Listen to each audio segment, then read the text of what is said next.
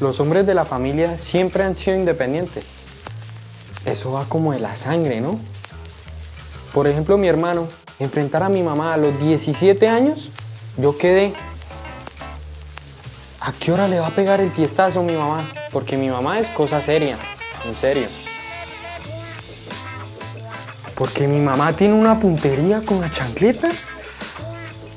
Mamá, me voy de la casa. Pero mamá, yo ya estoy grande. También. Mi papá fue a los 15 años de la casa.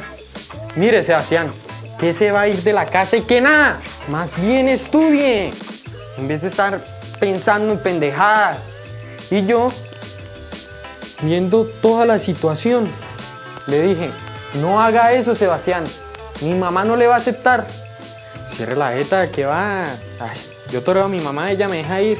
No sea sapo.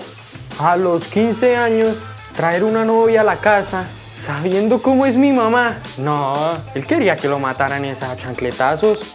Mire, Sebastián, yo ya se lo había cantado a usted.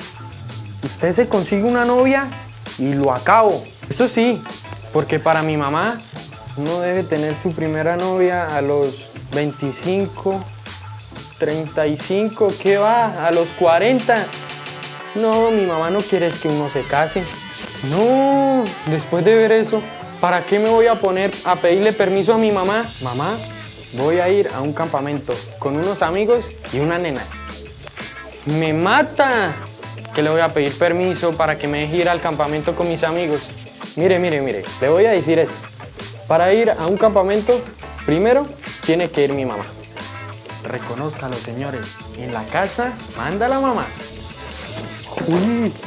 Uy, mamá, pero ¿qué he oído? Pa, deme permiso para ir con mis amigos a comer. Hable con su mamá. Venga, pa, regáleme 30.000.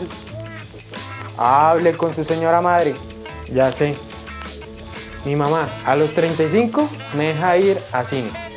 A los 40 me deja tener mi primera novia. Y a los 60 de pronto me caso.